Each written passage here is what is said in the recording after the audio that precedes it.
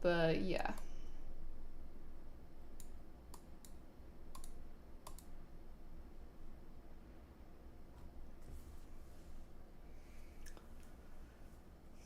Thank you.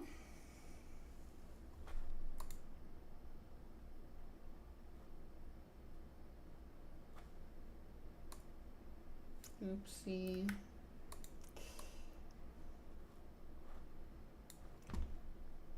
Hey, and Tumbra. And everyone who's joining. So, yeah, basically on stream today, I know I posted a lot about Colossal's, like, direwolf de-extinction, which, if you've watched my videos by now, you know that that was a lie. And it's technology that we've had for a long time. Since the 90s, we've had CRISPR gene editing for a long time. We've been able to edit like human embryos. We've been able to edit chickens to make them have longer tails and longer snouts to make them look like dinosaurs.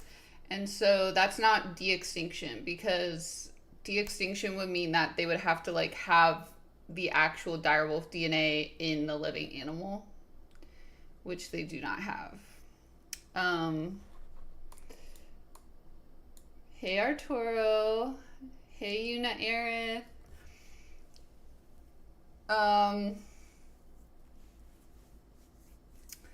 So if you guys have any questions, I'm here, or I can keep talking about it. I have a lot of stuff to say about it, obviously. I posted 3 of the videos so far, and I have a few more I'm gonna post. Well, it's not really a new species. It's just like a domestic dog that has some edited gray wolf genes in it, so that wouldn't classify as a new species. Hey Shadow, how are you? Hey AJ. Hey Liquid Shinjo.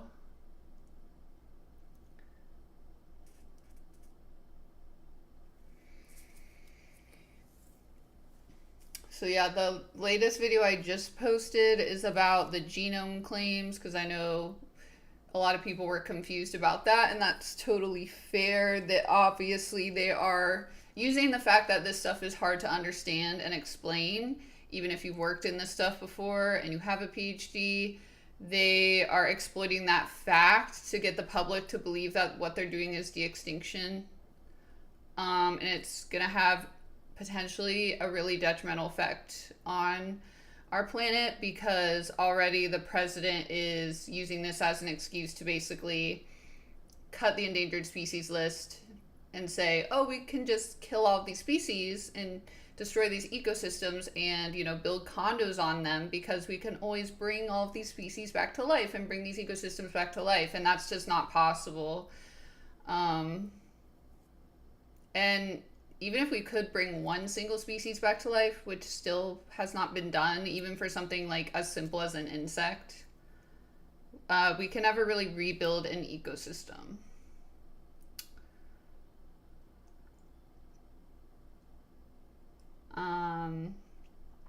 Yeah, giant squids are cool. I'm pretty good. How about you guys? My favorite biome, I love the desert, but I also love like tropical forests and the beach. I like warm weather.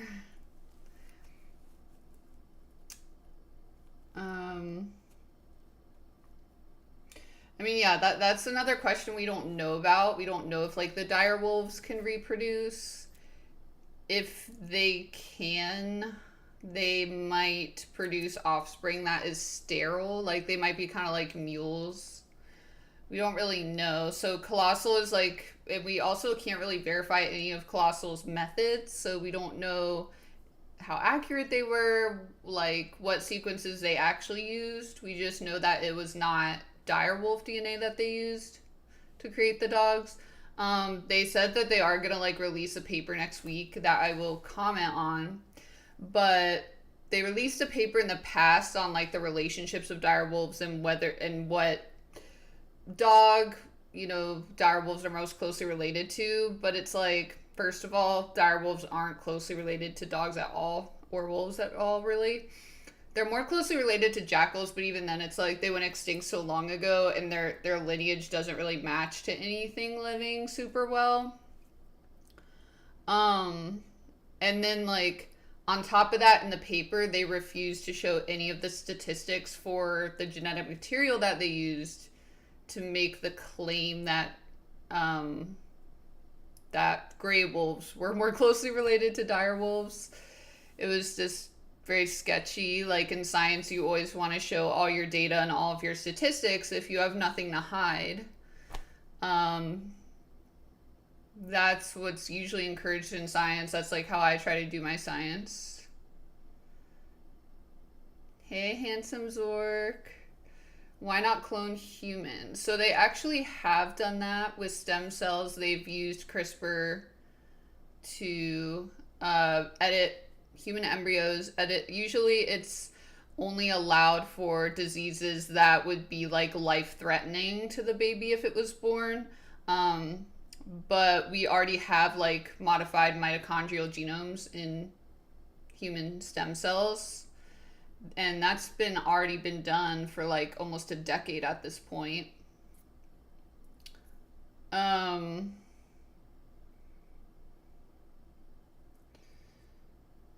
yeah, I mean, what Colossal did, Colossal Biosciences, it was definitely a publicity stunt.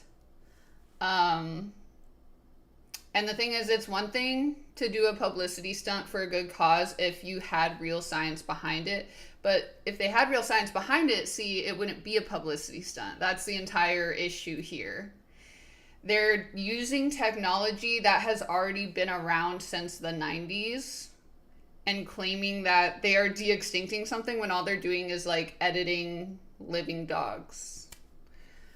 Um, and the problem with that, like I kind of just said before, is like it has horrible implications for actual species that are in danger now, because so many of our ecosystems now are fragile and like barely holding on. And if we are not, it's already difficult to keep these things alive. Like we're losing more species every day because of pollution and climate change and all of these things, a lot of which is like accelerated by humans. And there's always that tension between conservation and the profit of like for-profit companies. And the reason is because for-profit companies, they want more land and they want more resources. So they're always going to try to take land and resources, no matter whether there's endangered species that are living on that land or not, no matter whether those ecosystems are vital for us to be alive on this earth or not, because we do need a certain number of forests and ecosystems for us humans to stay alive. But most people in these big for-profit companies, they don't necessarily care about that. They care about their bottom line.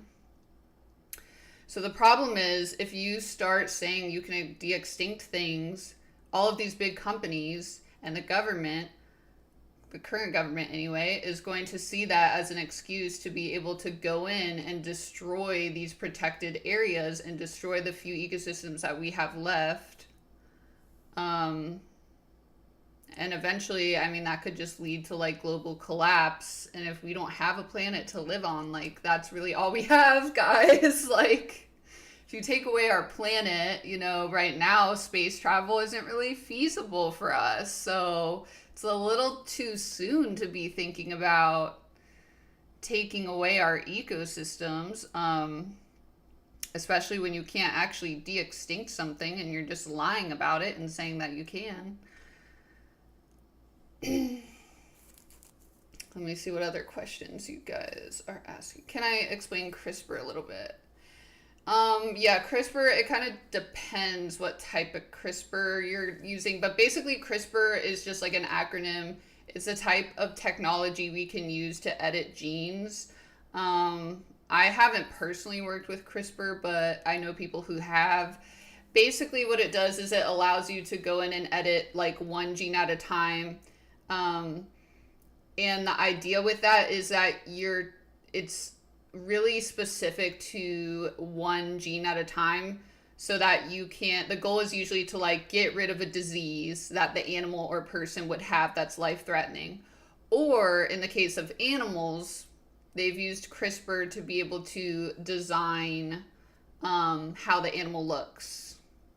So that's been done a lot, for example, in domestic dogs, including these direwolves, fake direwolves. It's been done in domestic dogs over and over again, where they edit the gene, because what they're doing when they edit the gene is they're basically making it express or create a different type of protein. And when you're creating a different type of protein, protein's microscopic, and you have millions and millions of proteins, and that builds up into like what we look like on the outside. Like all of this hair, all of like our skin and whatever that you see in front of you, like this is all protein expressed from my genes. So if someone wanted to alter something about the way that my genes express my DNA, when I was an embryo, like they could have gone in and used CRISPR and they could change my eye color, for example. They could edit the genes that create eye color, or they could edit the genes that would maybe give me a life-threatening disease, or they could edit the genes that make my hair curly versus straight. And so that's why CRISPR has has a lot of controversy around it, because you're kind of designing living things. And it can be useful for medicine. You can also use it for medicine, like say to make diseases less deadly. But the danger of it is you can create designer people. You can make people have certain eye colors, certain looks. You can create designer animals like these dogs that Colossal created. So it starts to get ethically very murky, and you're doing all of this against the consent of the embryo that you're manipulating the genes in, because all of this is embryonic. It's not done like after the fact as an adult. You have to do it like in stem cells, pretty much. Thank you, AJ. Yes, I did know that sperm whales and giant squid fight each other. If you guys ever go to the American Museum of Natural History, New York, go to the Ocean Hall, and there's like a really cool diorama of a sperm whale fighting a giant squid on the bottom floor. It's one of my favorites.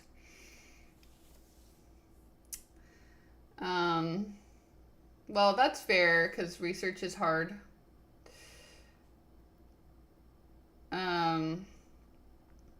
Yeah, and it doesn't, sometimes for like dog breeds, and they might use it for cat breeds, but sometimes they're also doing CRISPR to meet different needs. Like you can notice, dogs who have this gene tend to be better at hunting, for example. So maybe if you're like buying a basset hound, or I don't know like what the elite dog shit is. I don't give a shit about that. But basically the idea is like, let's say you wanted like the most extreme hunting dog. You could also use CRISPR, if you're like a billionaire. You could also ask scientists to use CRISPR to create a dog for you that had superior hunting skills. And that's why for now, luckily, it's pretty limited with use on humans, because as you maybe imagine, once we know more and more about how genes work, you could eventually like potentially make some people smarter. So rich people could pay for their kids to have CRISPR edits to make them smarter, to make them like more conventionally attractive, to make them have certain eye color and skin color, and this can become extremely problematic. And it's the same thing for animals, and we don't really know. This stuff is relatively new, like it's been around since at least the 90s, but we still don't really know like what the long-term effects of these things are. And certainly we should not be like releasing these things into the wild. Yeah, it basically kind of dangerously ventures into a eugenics classist wet dream. What type of dog did they use? So basically, what they did is they were only able to get about between 0.1 to 0.25% of a direwolf genome. and it was a very fragmented genome because they were using samples that were between 13,000 and like I think it was 72,000 years old. And then so they noticed which genes were different in the direwolf genome versus the genome of the gray wolf. And then they took the gray wolf and they edited a few genes based on looking at the direwolf genes, but they're not using the direwolf genes in the actual animal. They were just using that as a blueprint to see, like, okay, it looks like direwolves have genes that look like this. So let's edit the gray wolf genes to copy that. So then they took the DNA and the nucleus from those gray wolf cells, and then they put them into cells of a domestic dog. So they did not use any direwolf DNA to make the direwolves. It was literally just gray wolf DNA that they edited. Then they put that DNA into the cells of domestic dogs. And then those cells were implanted in like a domestic dog mother because we have to have a live animal give birth to a clone. We don't have technology to just reproduce a clone. So then the domestic dog gave birth to them, and there they are. So they're just gray wolves with a mix of domestic hounds. They haven't released what the breeds were.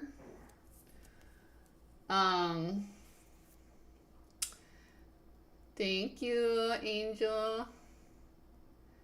Well, it's not what they did in Jurassic Park, and I see why people get confused, but see, if they did what they did in Jurassic Park, they wouldn't be lying about de-extinction, but they didn't do that.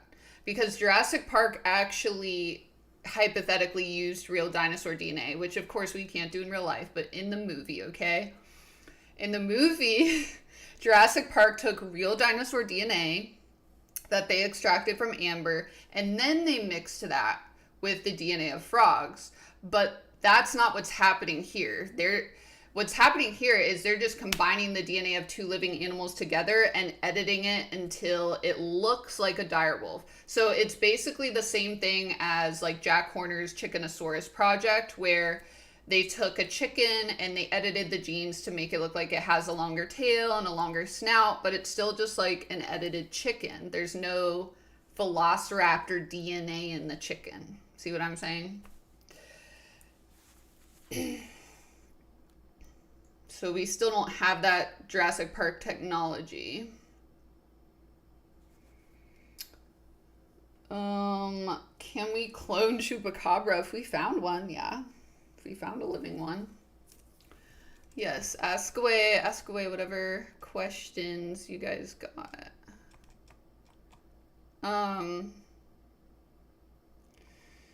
Will nature try to adapt to the plastic and chemicals? I mean, it will adapt.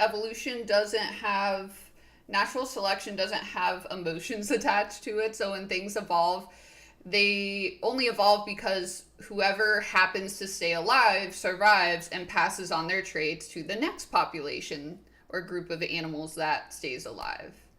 That's really all it is. So yes, things are technically adaptations, but they're not trying to be adaptations, if that makes sense. There's no like, the genes and cells aren't like, oh my God, we have to try to save this trait. It's just like, oh, whatever animals happen to live, we're going to pass that down. And that's why no individual or no group of animals is perfectly adapted to anything. Like we as humans still have a lot of quote adaptations that are just kind of left over from when we used to be monkeys, and that we don't need anymore, that make our life harder. But we still have them because we're only here because we are the individuals that survived after millions and millions and millions of years of like so many lineages of humans. But a lot of people make that mistake, and I understand how it's like easy to make that mistake and think like, oh, evolution has a greater design to it, but it doesn't. It doesn't discriminate. So if something is alive and it survives and has offspring, As long as those offspring keep having offspring, as long as, you know, your genetic line keeps living on, then those traits are going to get passed on, both the good and the bad, if that makes sense. An example.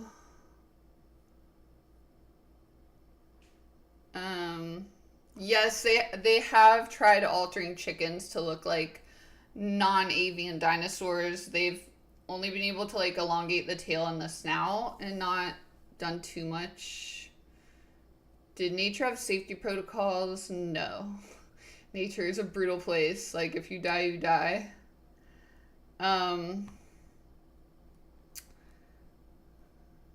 So yeah, okay, induction of species into an ecosystem. So there's a lot of failures of trying to introduce species into an ecosystem to balance it out. A big example, if you live in the US, is like Canada geese and white-tailed deer. Both of those were introduced. The Canada goose actually used to be pretty much extinct in the Northeast, and it was bred and then reintroduced into that area, and now it's gotten to the point where it's an invasive species, meaning like there's way too many Canada geese. Invasive species means it's a species that was introduced into an ecosystem that it's not from, and usually invasive species are really bad for the ecosystem and all the animals that live in the ecosystem, because usually they kind of just take over and then overpopulate the ecosystem and drive out all of that actual like native animals and plants that were thriving in that ecosystem, and that essentially destroys the ecosystem and makes it where like only the invasive species can live there. Another example is like crows, grackles, starlings. Those things that are everywhere were introduced, and you've probably seen them like wherever you are in the US. Yeah, they just kind of take over. So pretty much any species you see that's like taking over, that's probably an invasive species. There's the Australia example I used where they introduced bunnies to Australia. They've destroyed a lot of habitat. And then because the bunnies were kind of fucking everything up, they then started introducing all these other animals to try to eat the bunnies, and then they would have to like introduce more and more and more animals to try to correct what they were ruining in the ecosystem. But of course that just kept failing over and over and over again. So yeah, there's just so many examples of that, and it happens all the time.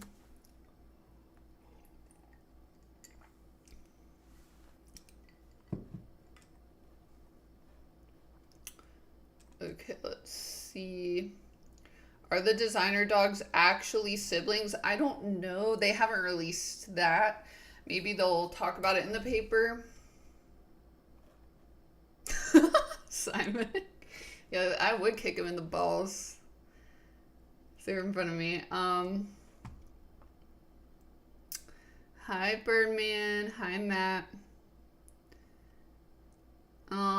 Can you make someone have blue hair? Probably not. People can have black hair with a blue undertone, but I don't think you can't like CRISPR like neon hair. It has to, so when you edit the genes, you can only edit it, you can only like make a gene express something if it was capable of doing it. So like you can't make a chicken gene start expressing hair instead of feathers. Like that's not going to happen because birds never had hair. If that makes sense. Are they going to put these pups in the wild? That's what they claimed in some of the interviews. I really hope not, because of what I said in one of my latest videos. But they did say in several interviews that they wanted to restore the direwolf to its rightful place in the ecosystem, and they've talked about re-releasing the mammoth.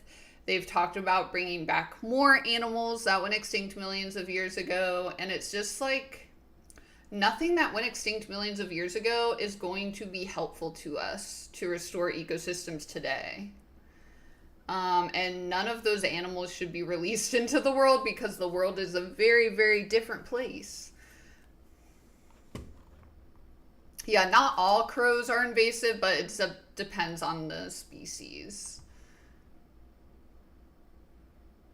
Hey, DeAndre. Um, if I made a clone of myself, would I make it bad or good? I mean, I don't want a clone of myself, but like, I would hope it would be good because I think if it was bad, it would try to kill me.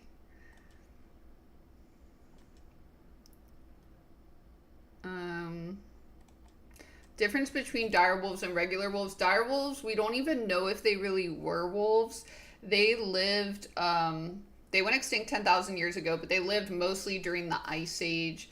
They were basically big wolf looking creatures. They're a lot bigger, likely a lot more aggressive, larger teeth, but and they're very distantly related to wolves. They're not closely related to wolves. It's kind of like how we call saber-toothed tigers the saber-toothed tiger, but they're not related to tigers.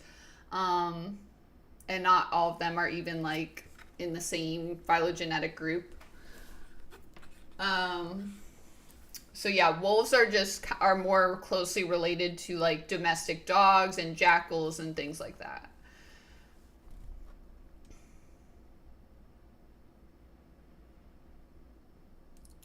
Well, they're direwolves are not just a bigger version of wolves because they're not closely related to wolves at all.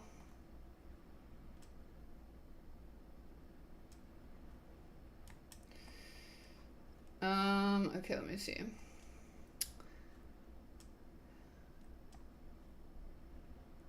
Can we have a clone army? I mean, potentially in the future. The thing with cloning right now is it's really fragile. It's really hard because you have to have like a host to birth the clones. And a lot of the clones don't live very long or they're very sickly, and we don't know if clones can reproduce. And it takes so much money to be able to clone things. That's partially why this company was able to even make these designer dogs and clone them.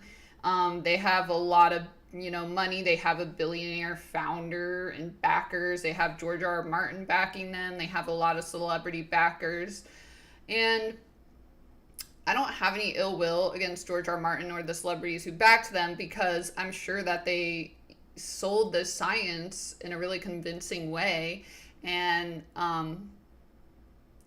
threw a lot of money at events to convince people. And it is something that's hard to understand if you haven't like done science and you don't have a PhD in it. I totally understand how this could seem like it's a cool way to promote conservation, but it's really doing the opposite, sadly.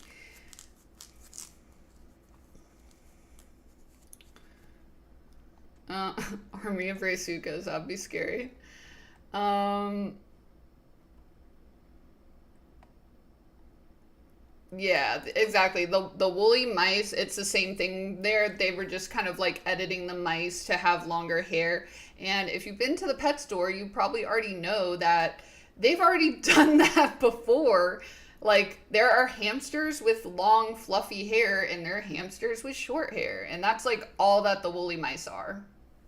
They have been edited to look a certain way, but they have nothing to do with mammoth DNA. There's no like mammoth DNA in that mouse.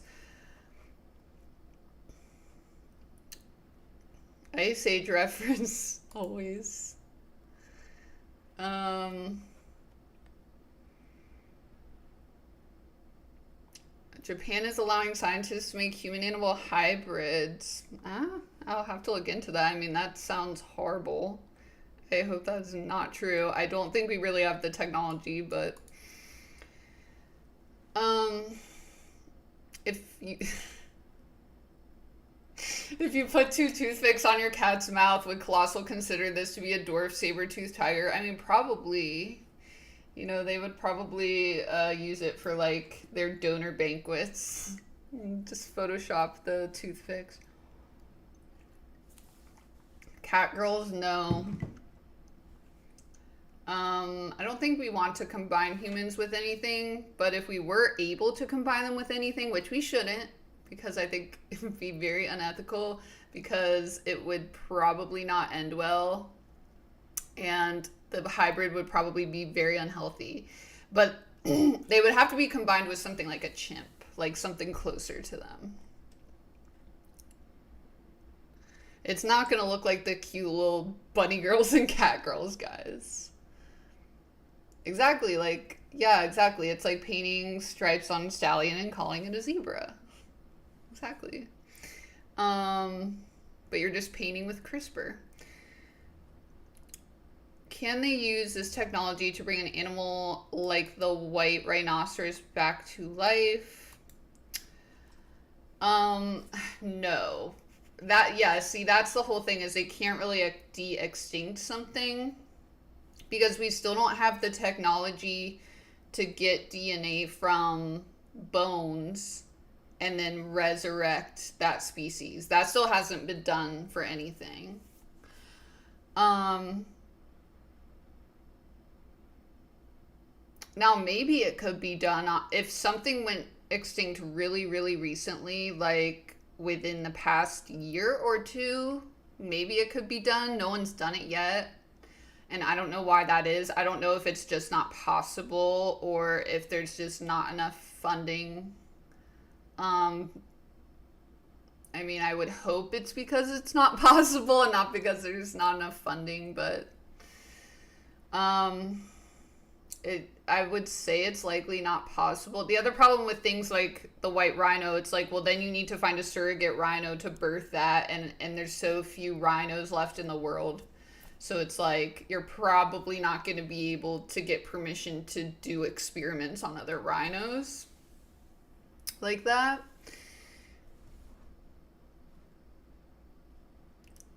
Um, oh, thanks, Tybo, or Ty Boogie. I love Black Lagoon. Uh, yeah, it could be potentially used by armies in the future, although, I mean, a lot of our military operations now are done with like drones, so uh I don't know if really like editing people's bodies is going to help too much unless there's a way to like edit our genes so we don't need sleep and things like that, but anything like that is way far in the future. And we don't know what the repercussions would be of that. I hope we don't have AI wars. Yeah, I think if biotech becomes a common thing in war, I mean, I think it would be less about cloning and more about using viruses like COVID and things like that. But I think the problem with that is it's kind of hard to keep that contained to just your enemies. It could always come back to you because we're such like a connected world now. Um, could we take DNA samples now of rhinos for the future to preserve them? We definitely could. I'm sure people have like taken genomes of, if not rhinos, like other endangered species. Um,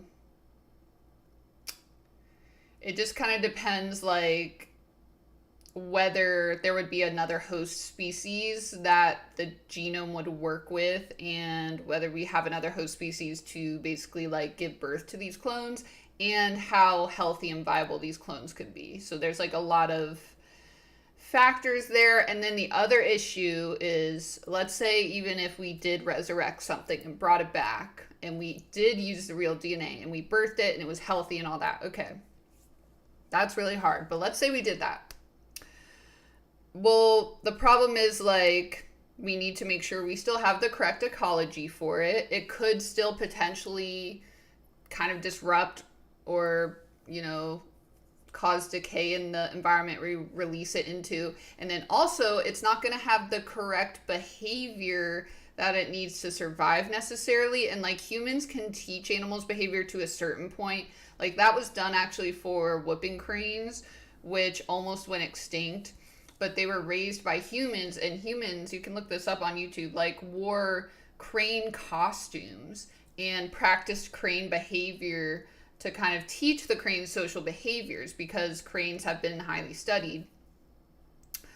And that works well for birds because birds are really smart. Birds are like kind of similar to primates in terms of how their brain works. They're really intelligent. A lot of them are just as intelligent as primates, and they're very visual like us. Like us and birds, we mostly rely on our vision, whereas a lot of other animals rely on like smell and putting their sense around and hearing. Like that's way beyond our capacity, and sometimes even seeing like crazy different spectrums of light. So the problem is, like, yeah, we could teach cranes enough for them to live in the wild, but could we do that for a lot of mammals? Like, that's hard to say. Can we do that for fish? Probably not. Can we do that for insects? I don't know. Have you ever communicated with an insect? Like, I don't think I have. I think one time I thought a turtle was pretty responsive to me, or a snake, but even then it's like, I mean, so where are they going to learn these behaviors so that they can survive in the wild, right? Because they're not going to have a real parent of their own species to be able to pass down those social behaviors to them. Let's see what other questions. Yeah, Dolly is kind of the last big clone debacle that happened before this, where they cloned a sheep, and I think she died pretty soon after cloning.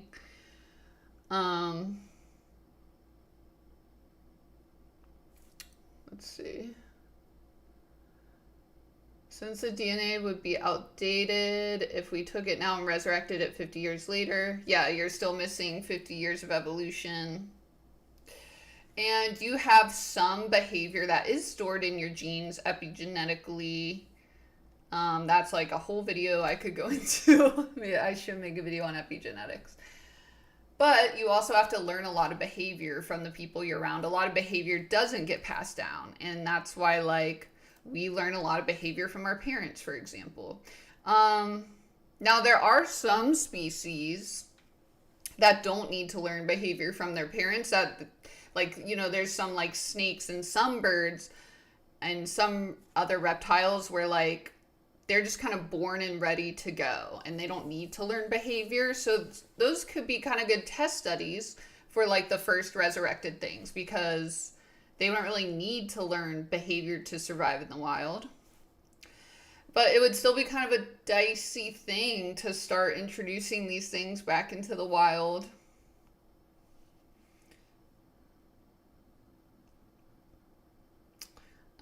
Oh, hi, Scrotum Wizard. So the topic is any questions you have about Colossal, cloning, the fake direwolves, any of that. Cause of extinction of the direwolf was mostly climate change. We don't know like the full reason why it went extinct, but mostly climate change because it did live during the Ice Age, like the woolly mammoth and all that, and Earth since then has gotten hotter and hotter and hotter, and it just, you know, has no place to live.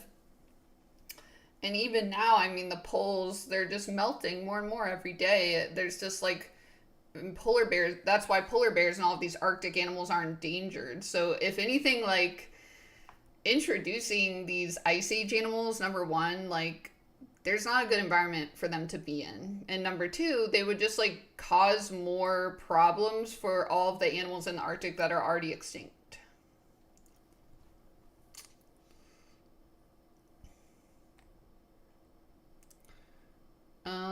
Let's see. How am I doing? I'm doing pretty well. Thank you. This is my natural eye color, so.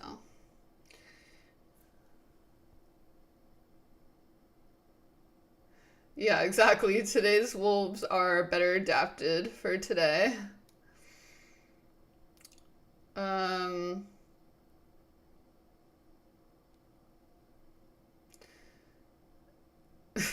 The Loch Ness Monster was confirmed as real.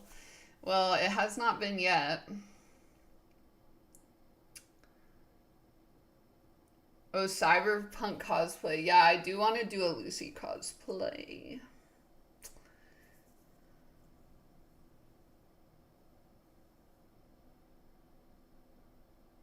Yeah, you can send me the edit.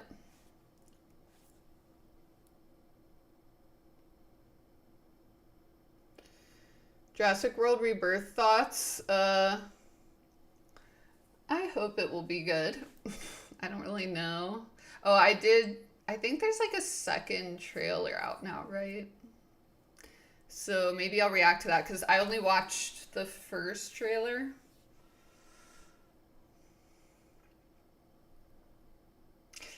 Yeah, I actually have a Jinx cosplay I just bought. So I have Jinx, I have Miku, and I have some Sailor Moons I gotta do soon.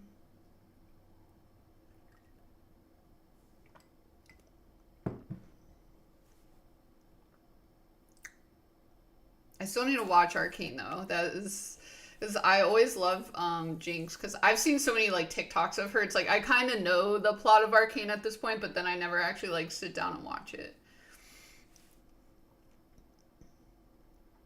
A Godzilla collab? I mean, that would be awesome. I love Godzilla.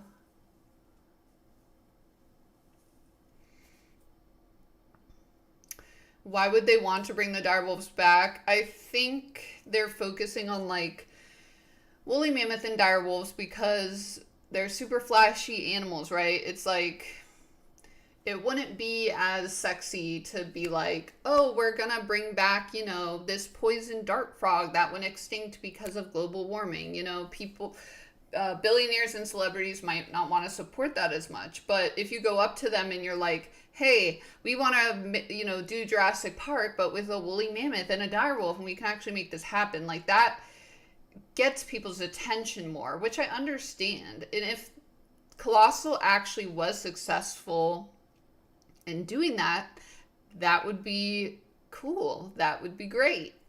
I mean, I don't know if it would be great long term for the world, but it would be better than like what they're doing now, which is claiming to do that when they haven't. But I it's still like it doesn't seem like they're really interested in working on species that were recently extinct, especially if you go on their website. Like they're just very heavy-handed on like we want to bring back species that went extinct millions of years ago, and that's all they've ever said. But then like in interviews they'll kind of act like, oh well, we're restoring Earth, we're restoring the extinct species of Earth. But that's not what they're doing if they're only trying to bring back these flashy animals that went extinct millions of years ago, and they don't even have the technology to do that anyway. So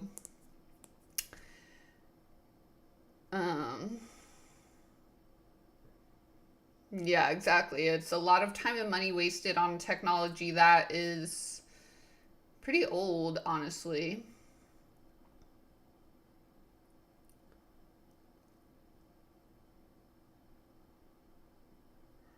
Um, Probably the worst animal you could bring back. I mean, I think dinosaurs would be pretty bad to bring back, like T-Rex and stuff like that. Just because I think anything super big or anything that could have the possibility of being super invasive, like an insect, like a harmful insect, something that could spread across the world quickly would also be bad because if you're really big and can like destroy plants and walk on them, or if you're small and you can like spread across the world really quick and take over ecosystems, either of those would be the worst because that would mean like the most destruction of ecosystems. The dodo, I mean, it's fine. I think like actually out of all of the extinct animals to bring back, like big extinct island birds, like the dodo or the adsbill or the moa would be probably the least harmful to bring back, honestly, because they don't. It's like they were fitting well into their ecosystem. They were hunted out by humans, and they can't really get around the world because they're flightless, so they're pretty easy to control if things start going wrong.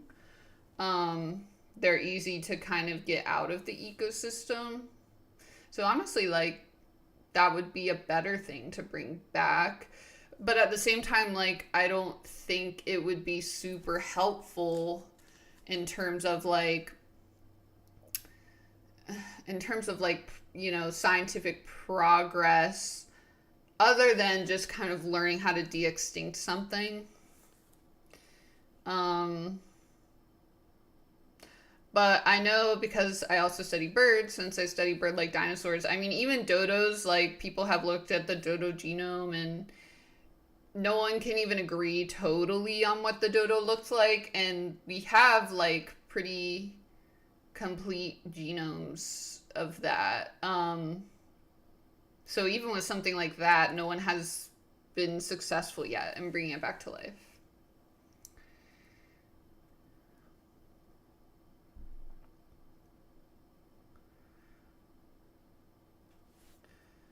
Um,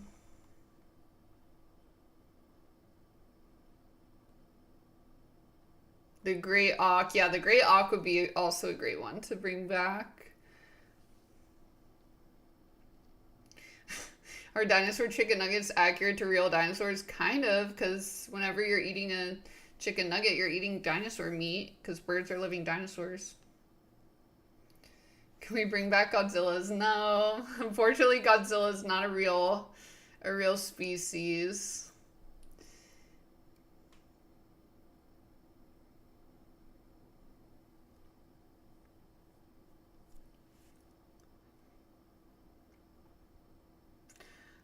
We have a lot of drawings of the dodo. I don't think the problem is that there weren't any photos of the dodo. Um, so I've actually seen a lot of students at conferences working on papers where they're trying to piece together what the dodo looks like. But based on the reconstructed genome, we do know that it is most closely related to pigeons. So, like, most of us agree that it probably looks like kind of a big, fluffy pigeon with big, fluffy feathers.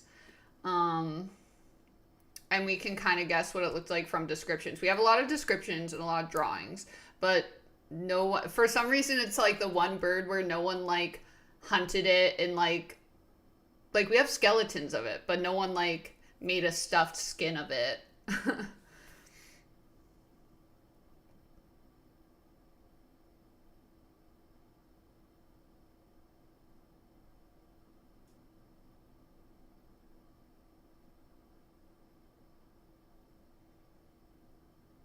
Yeah, we might have parts of it, but it's just like no one has. Anytime you see an image of a dodo, like it's been composited and reconstructed. There's a lot of really well done, like dodo reconstruction sculptures.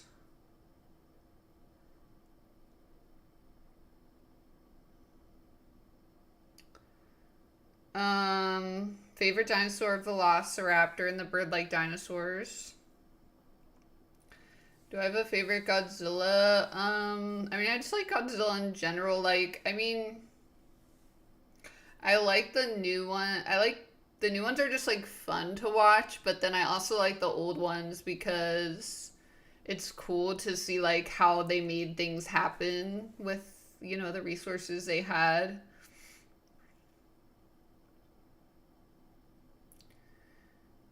Yeah, we do. We actually have passenger pigeon specimens in museum. Like in the museum, we have stuffed skins of passenger pigeons. So there have been several companies. I can't remember if Colossal was one of them, but there's definitely another company as well that have been trying to bring back the passenger pigeon, but they have not been able to. So again, that kind of shows you like where our technology is. And they were also, this other company is also a privately funded company. And they still have not made any progress in de-extincting the passenger pigeon, and that went extinct really recently. Hi. Yeah, Shin Godzilla is really cool. Best animals to bring back, flightless birds, like I said, because they'd be easy to control if things were getting out of hand in an ecosystem. Um, I don't know. I think that would be the best one. Or something that is really slow moving, maybe. Like a tortoise, an extinct tortoise could be a good first one.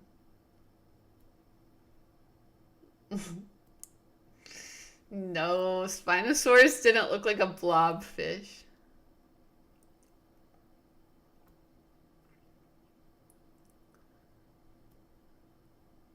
My favorite Godzilla monster.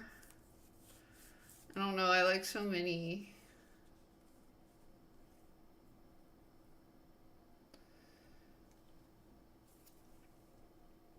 Yeah, I watched Power Rangers as a kid a lot. I did a video on like the dinosaurs. Opinion on mammoths. I love mammoths. Like I think mammoths are cool. Um, yeah, I think bringing back the saber tooth would not be a good idea. I mean, it would probably be about the same as bringing back a real direwolf.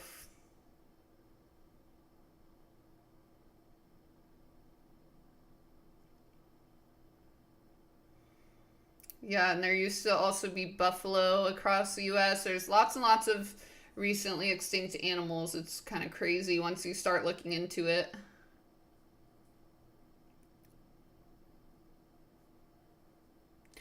Thanks, Dark Weasel. Yeah, I'm trying some red lipstick today.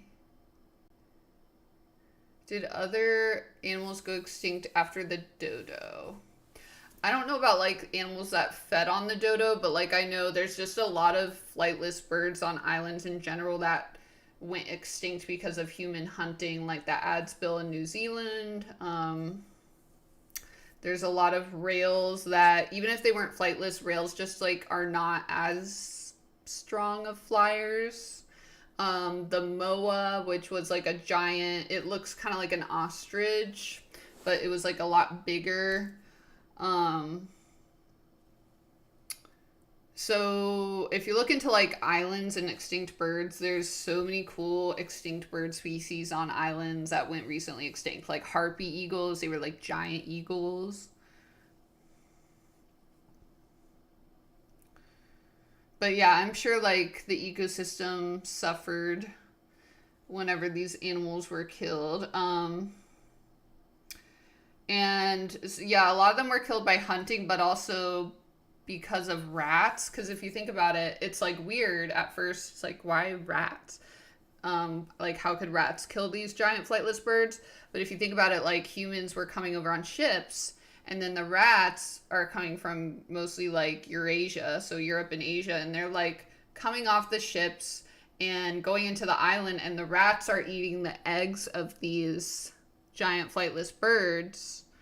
So their babies are getting eaten, and then the adults are getting hunted by humans. So it was kind of like a double hit that way.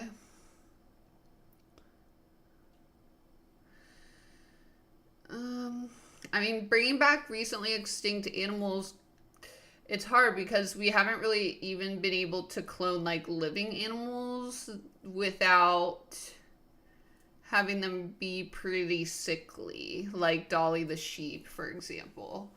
So, and no one has tried de-extincting anything. Um, so I don't know how easy it would. I mean, I don't think it would be very easy because I think it would have been done by now. The Thunderbird, I'm not sure what that is. If you mean like the golden eagle is like the closest thing I can think of as like the Thunderbird in real life.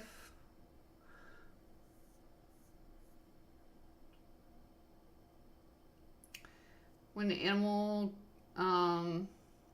goes extinct and the ecosystem suffers, does the ecosystem go through evolution?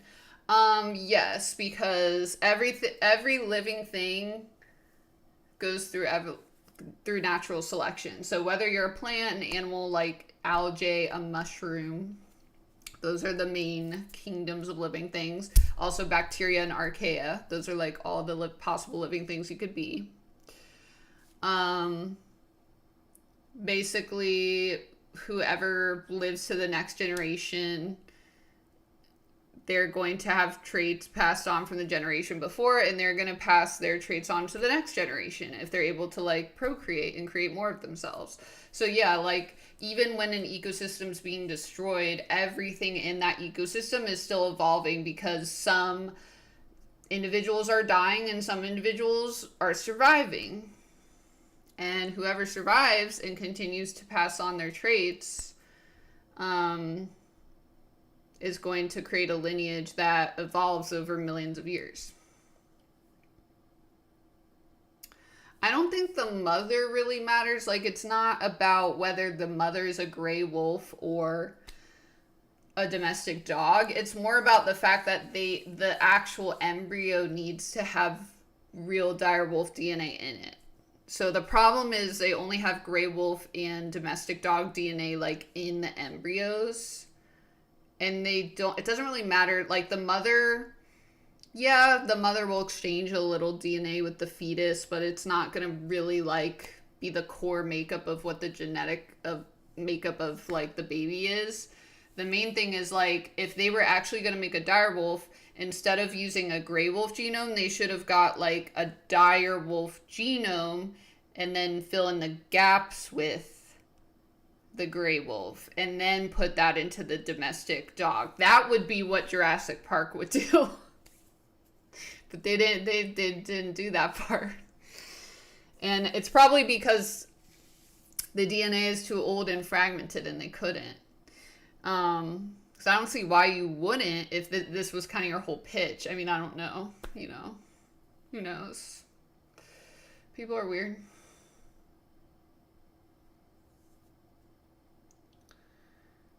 Terraforming a new planet, I don't really know a lot about that, honestly. I mean, it would be really hard. We don't even have the capability to space travel. If we did terraform a new planet, I mean, it would be miserable for us in our lifetime.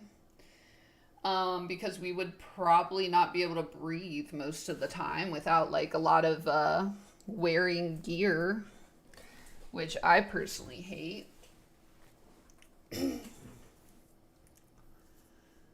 Is genetic diversity necessary for a thriving species, and does cloning change that? Yeah, that's a good question. So yeah, genetic diversity is absolutely necessary. That's why, that's why we in human culture, like, and a lot of animals in general, like, that's why there are taboos of like, having sex with your family members, because that's going to create less genetic diversity because you're just like pooling the same genes over and over and over again. So evolution encourages us to be with people that are different than us, that are outside our group of relatives, and that's to increase genetic diversity. But yeah, the problem with cloning is if there aren't really enough genomes to make from different populations that aren't related to each other, or it's not the same genome used over and over, then yeah, we would definitely run into that problem where like there's not enough genetic diversity going on, unless maybe you could make up for it by like filling in the gaps with wolves. Like, let's take this case. Okay, let's say they did actually de-extinct the direwolf and they had a direwolf genome, and let's say they only have one direwolf genome. Maybe they could like take gray wolf genes from different populations and fill in gaps with that, and like have a different population for each individual clone. Maybe that would help. It might not be enough. That's something we would have to test.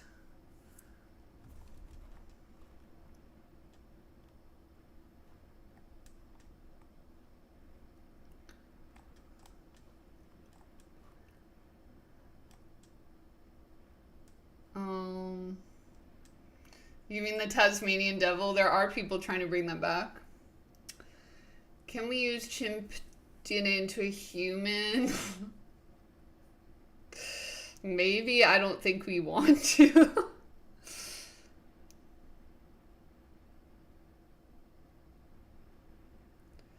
Why they use a dog and not a wolf as a mother? I think just because honestly it's easier to deal with dogs. Also, it's very difficult to work on animals. You have to get what's called an IACUC, IACUC, and that I forgot what all the letters stand for, but basically you have to apply for one of those when you're working on animals in science to make sure that everything you're doing is ethical.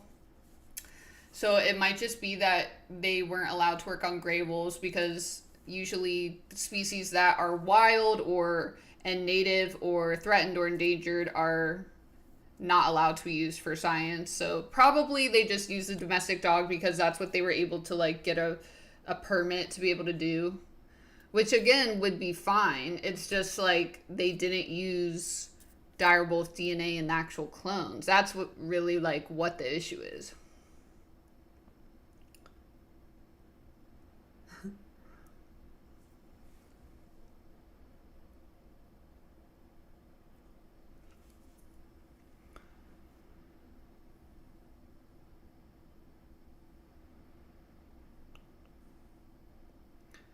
Gorosaurus.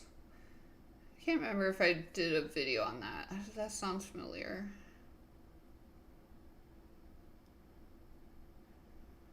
How could they call it direwolf when they had already edited? They only edited gray wolf DNA. So yeah, the kind of loophole that they used, they call it direwolf because they edited the gray wolf DNA to make it to basically make a wolf slash domestic puppy that has the facial features and larger size of a direwolf, but it has none of the DNA.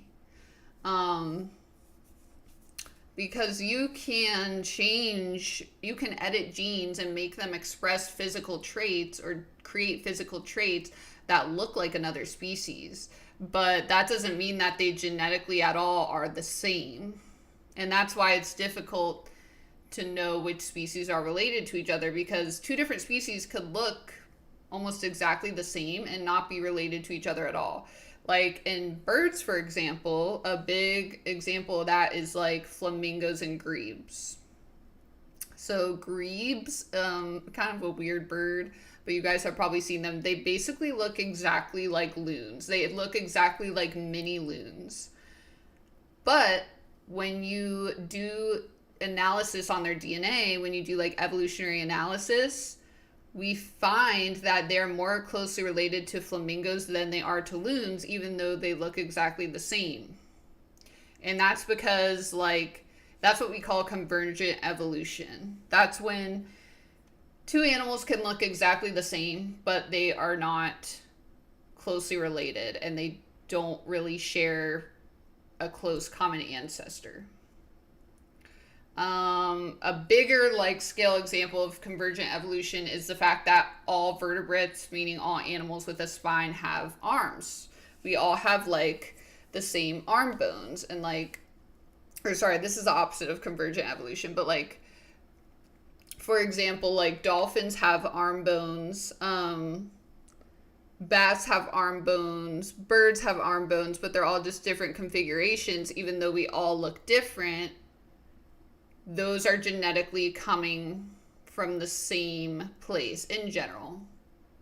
So not everything is as it seems on the outside.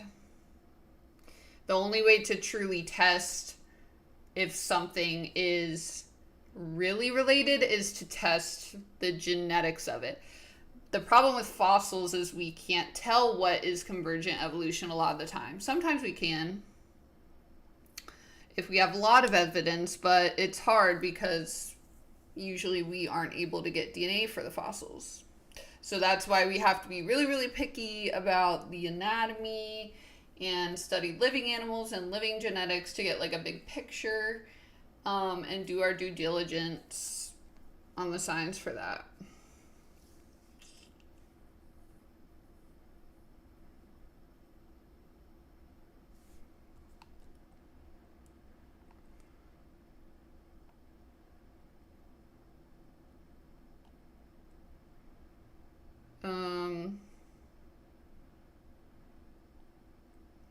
The wolves around Yellowstone, I don't really know too much about that, honestly. Um, but national parks are kind of a different thing because national parks are very regulated because they have rangers that live there, so they have scientists and other types of rangers that are like living there year round, and like they have tags on all these animals, they're tracking all these animals. um but that's like still different because wolves are something that exists today. I'm not sure if they're native to Yellowstone, but I would think that they would be. But dire wolves went extinct like 10,000 years ago. So they have nowhere on Earth today that would be like a place for them to live. Hey, Luna.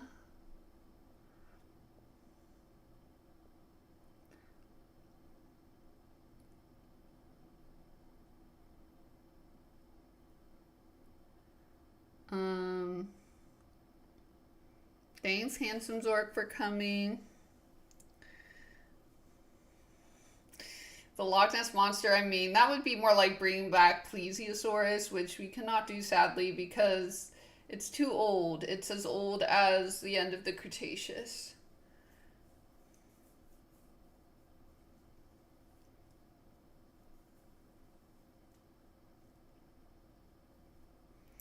Yeah, they could keep breeding and having direwolf characteristics, but they're not going to have any direwolf DNA in them. And we don't know if they can breed. They might not be able to breed, or if they do breed, the offspring they produce might be sterile.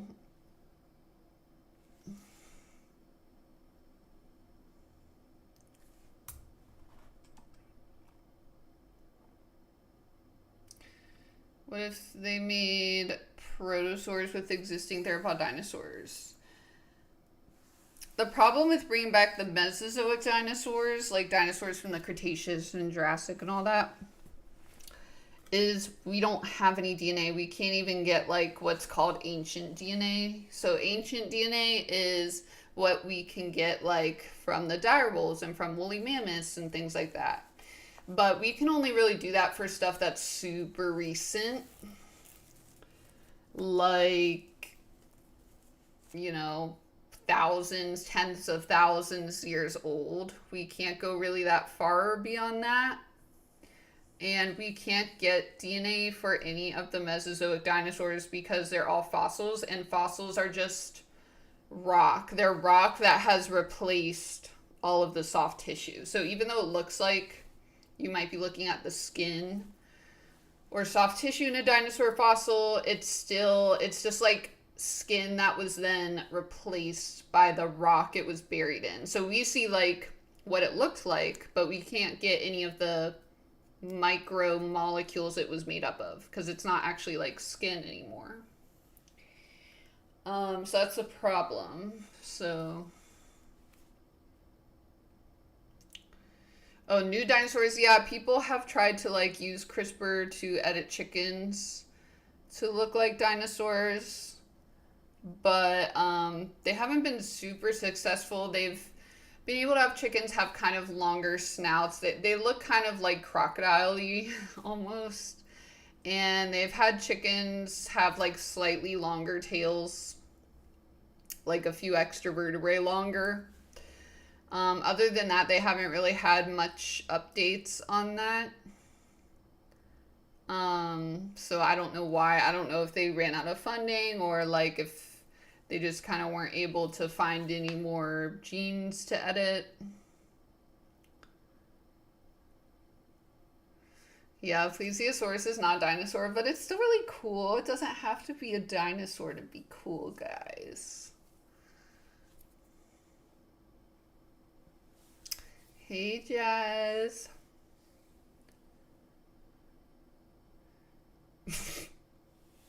When I visit the direwolves in a Masato cosplay, I mean, yeah, if they're okay with me, like, dunking on them. I don't think they want to invite me. Fossils of rock, literally. I mean, yeah, it is also an ethical question of whether we should bring something back. And like I was saying before, CRISPR has a lot of ethical questions attached to it. Because, I mean, it's the closest we can kind of get to playing God with creating what people look like or what traits they have, what traits an animal has.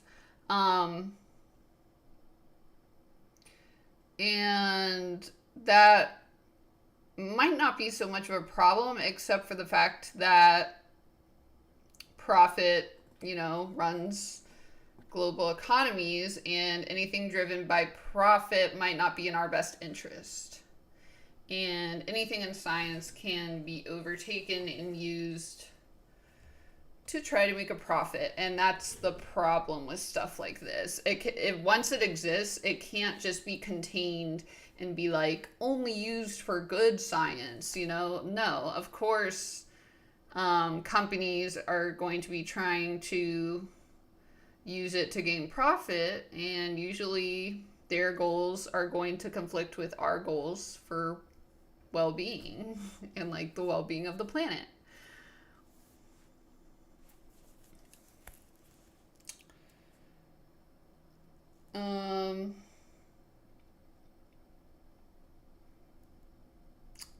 I guess send on, well, you could send on either one. Maybe Insta.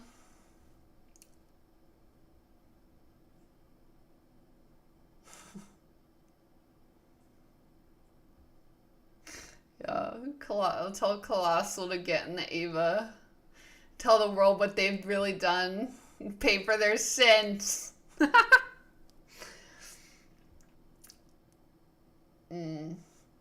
Oh, Gattaca, yeah.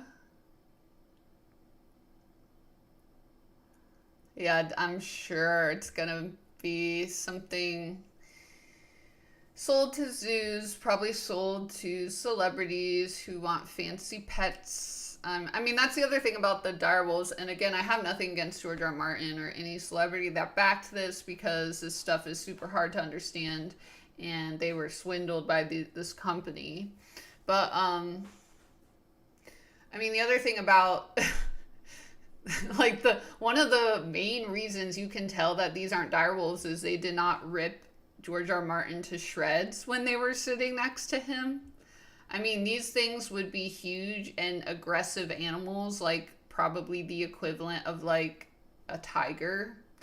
Like anyone who owns tigers doesn't usually casually sit next to their tiger, and the ones that have paid dearly for that, like many times with their lives. But these act like dogs, They act like domesticated dogs, and they might have a little wild streak because they have that gray wolf DNA, but they're certainly not a ferocious direwolf.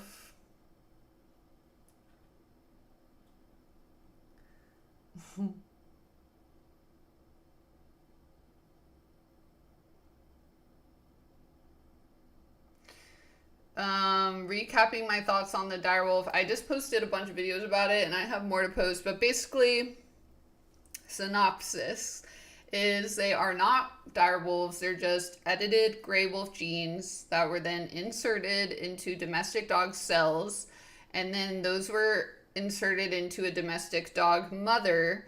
That mother gave birth, and so we have puppies that are a mix of domestic dog DNA and gray wolf DNA. So they have not de-extincted anything.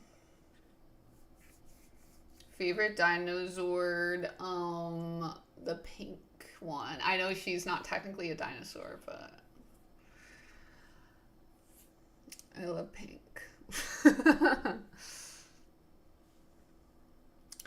How does CRISPR work? You basically use it to edit genes that are going to produce a certain like physical trait or disease or personality trait, and you manipulate it.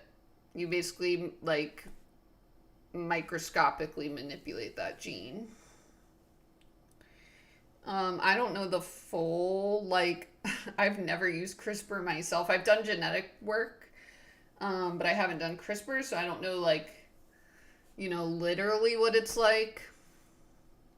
But that's the general overview of how it works.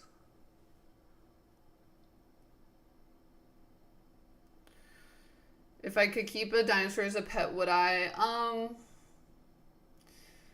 Not unless like I was rescuing it. I mean, because birds are living dinosaurs, and part of me has always wanted like a conure or a bird, but I ultimately decided like I just don't want to get one because I just think there's something really sad about like a bird having to live in a cage. Um, and they just live so long, and they're just such like smart, they're such intelligent social creatures that they really like, it's like you really have to treat them like another person living in your house. um Also, I have cats, so I can't really. But if it was something more like a velociraptor, I mean, I wouldn't buy one. Like, if Jurassic Park came out tomorrow, like, I would not buy one. But if it was like, oh, this stray velociraptor has nowhere to go, like, sure. But I don't want to support. I mean, it would also depend on a lot of things. Would this be a for-profit company making these velociraptors? Like, what's going on there? But ultimately, I don't think it's a good idea. We have enough problems with the ecosystems and extinct animals on the earth right now. We don't need the problems of Jurassic Park.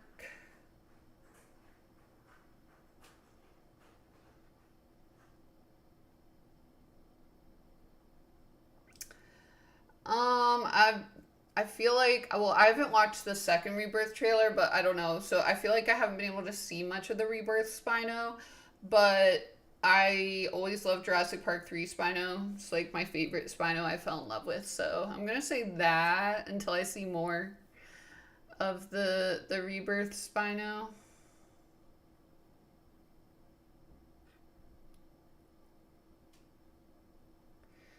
Yeah, I mean, there is a lot of like crazy science that's been done with CRISPR. I think the reason it's not usually out in the press to the public is because it is so controversial. And when you're trying to keep funding for something controversial, the last thing you want to do is to have the public kind of limit your funding for that thing. So I think that's why it's not super common knowledge if you're not in science.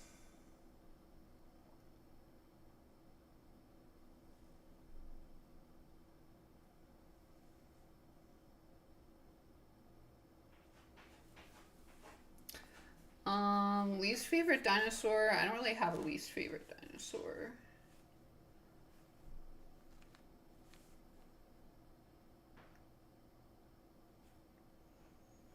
Titanoboa for Chamber Secrets. That's terrifying. I do not want Titanoboa back.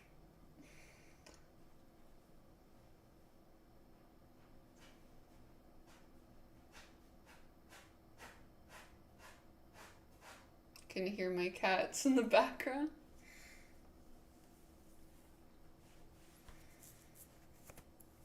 Yeah, Primal War. I watched the trailer for that. I would need to do like a reaction video.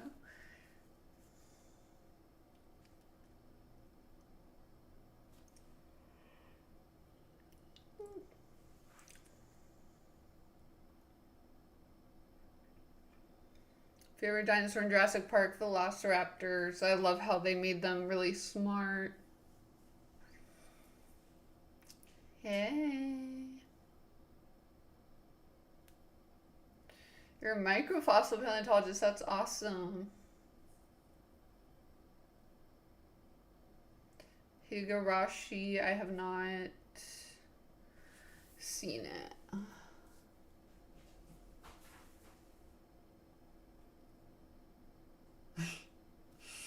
Yes, Luke is the loud cat. He stomps around. He's feeling better because he got his tooth taken out last week, but he's feeling a lot better now.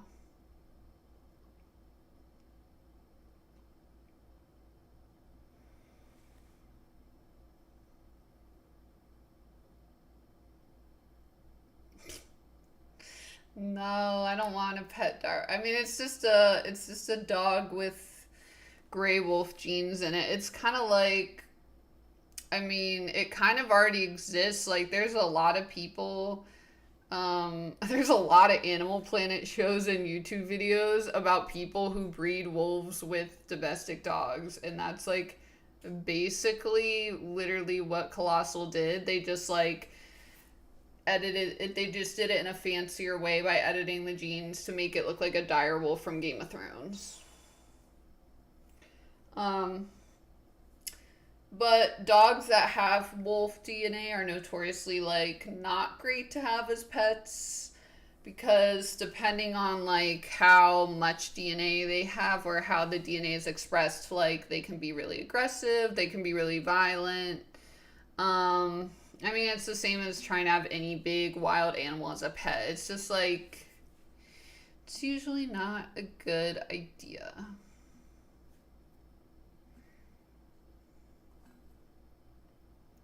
Hi, from Argentina, welcome. But yeah, and I don't support what they've done so far, so.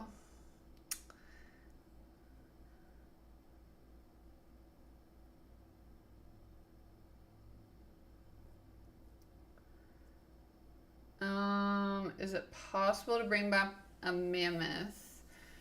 Um, I mean, it depends how like complete. It depends on a lot of things.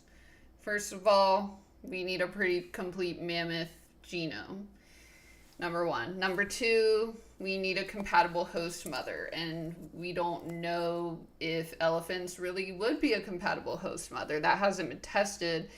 Also, it would be really hard to get permits to work on elephants because they are endangered species themselves, and they're very intelligent species as well. Um, so I honestly don't know. It seems like it's not super feasible because mammoths, I mean, same thing as passenger pigeons and the dodo, like a lot of private companies have been trying to bring these things back for a long time. And Tasmanian tiger too. And there's been no updates, no progress, no published science, no published data. So it's like, it doesn't seem super possible because I think if they could, they would, because then they would genuinely make more of a profit on it. Um, but they just haven't, even though these companies have been like established for decades at this point.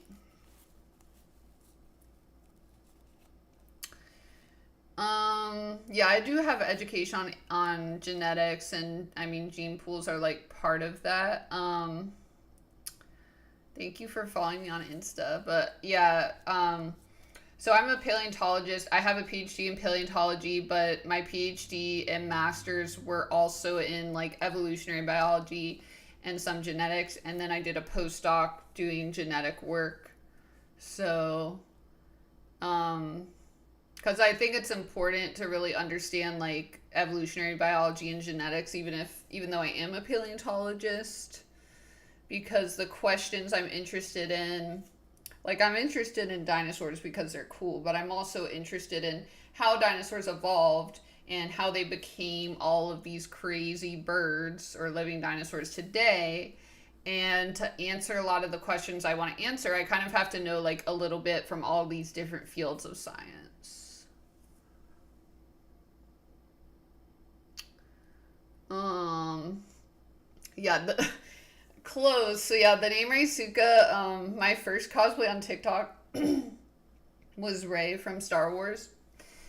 And I love Star Wars. And my first anime cosplay on TikTok was Asuka, and I love Asuka. She's like one of my favorite anime waifus of all time. So I combined those two and got Reisuka.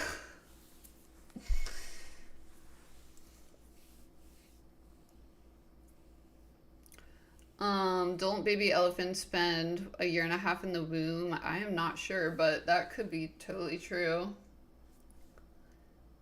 Thanks for coming, AJ. Oh, that's awesome. What do you like to cosplay? I'm always like interested in what other people like to do. Hi, Quizzes. The jumpsuit, the latex ones are really hard to put on. The other ones really aren't bad. Just feels like a giant like onesie. Oh,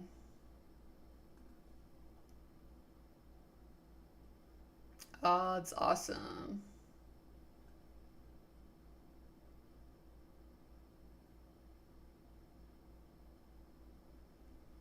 From Houston, that's cool.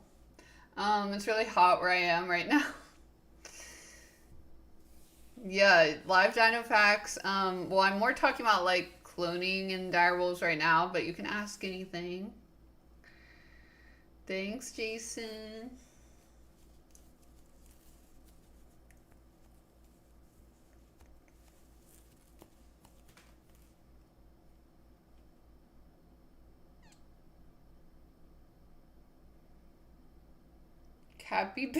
Difference between capybara and chupacabra. Chupacabra is a cryptid, not like a real animal. And then capybara is a rodent. It's a real animal. It's a giant rodent that lives in South America.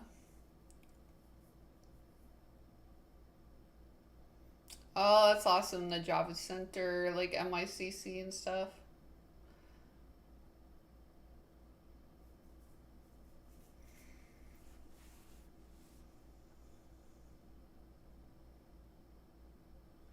Yes, pygmy triceratops would be very cute. Like, or pygmy, I think pygmy protoceratops out of the herbivores would be super cute.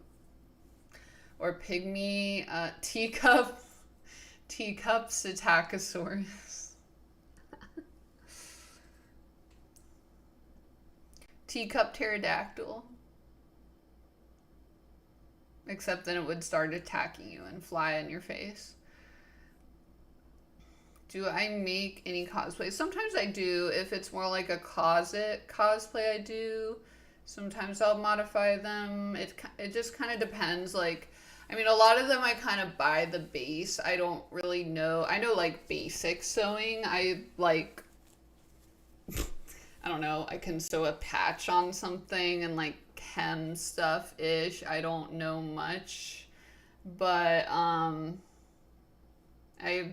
pretty good at modifying stuff, so I usually modify stuff and style my wigs, but I don't like put too much work just because I have to do a lot of cosplays and I do the dino research and like I do actual paleontology and science and I do dino research for the videos, write for the videos, sometimes edit the videos, even though I have like great writers and editors too that help out, like Cymic. But I'm super busy because I am like a scientist and content creator. So I just try to minimize like time where I can. But eventually if I had enough free time, I would love to like learn how to sew and stuff and like make latex.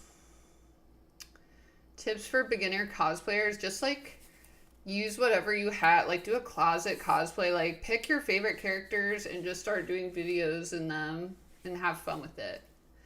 And see if you like it. You know, that's what I did like with my Ray cosplay. All I did was just like put my hair into her buns and I had a white V-neck shirt and then I wrapped a belt around my arm. That was literally it. That was how I started TikTok. Cosplay TikTok.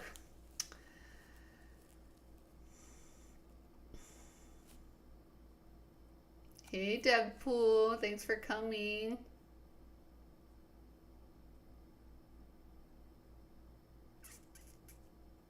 Well, I have other skills that are not from my PhD. Like, I'm really good at drawing and painting, singing, um, but it's just that like I'm sure I could get good at sewing and whatever. It's just that that stuff takes so much time. It's like you only have so many hours in the day, and then you also have to have time to take care of yourself and take care of your mental health. Um,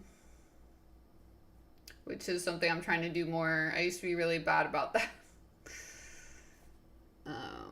But it's important and you need to like have time to sleep even though sleeping is hard.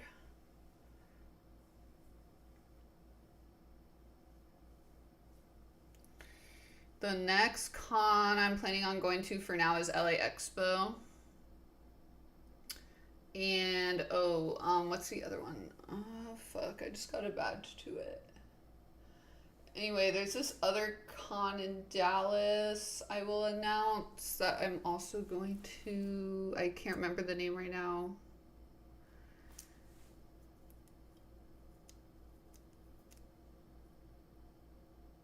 Yeah, they're not full direwolves. They're just gray wolf genes that have been modified and put into domestic dog cells. My Mazzado's shenanigans. Yes, I need to. I will be getting back to those soon. I also just got a new camera, so I'm excited to play around with that. I want to make some cinematic shit, guys.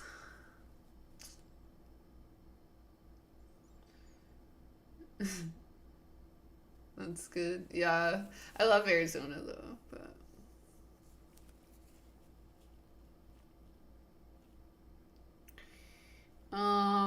yeah, there's some cosplayers I know that can make like anything, which is really cool.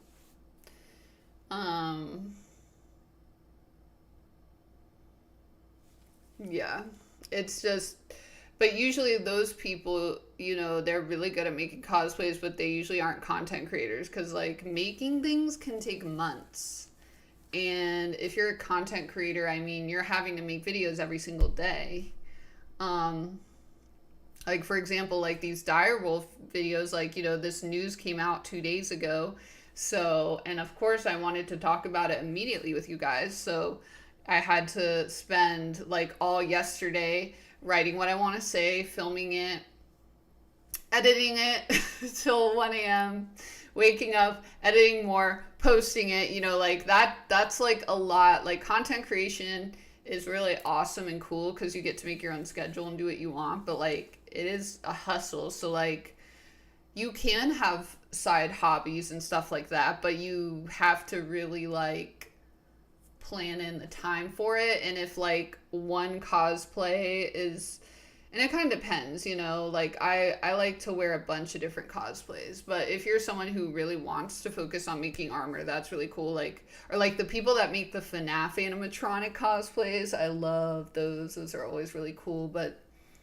usually people who are focused on that, that's kind of like their entire thing, like all of their content revolves around that and stuff, and that's great. That's just like not what I do, you know, because I like to focus more on like comedy skits and unhinged shenanigans and the dinosaur videos, of course, and like extinct random science videos. Thanks for coming, Julie. Well, that's awesome. Good luck pursuing that, pursuing content creation.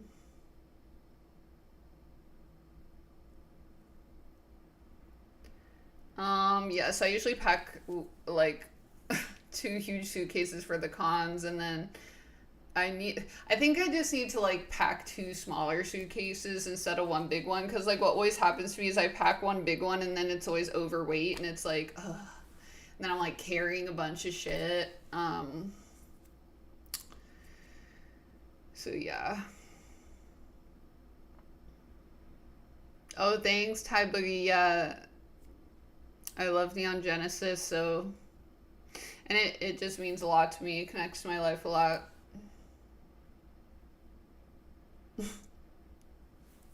Presented by Timu, that's funny. Which dinosaurs do I want to see in Jurassic Park type movie? I mean, I always love seeing like Velociraptors, Spinosaurus, Baryonyx. I would like to see like an actual big Giganotosaurus. Um,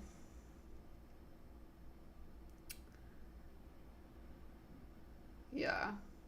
I don't know, the Spino in Primitive War like Loki looks cool. The Raptors look a little like people in suits, but like the Spino looks pretty cool.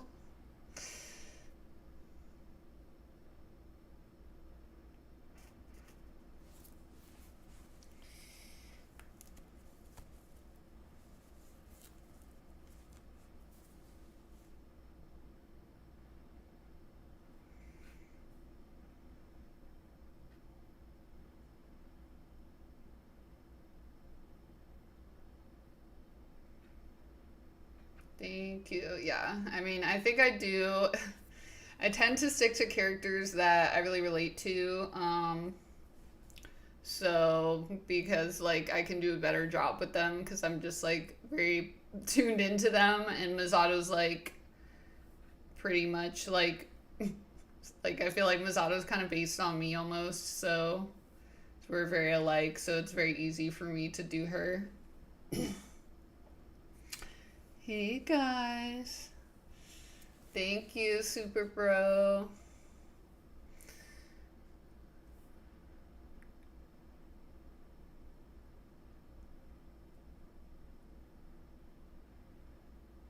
How would I fix the direwolf thing if you had unlimited funds? I mean, well, I guess the idea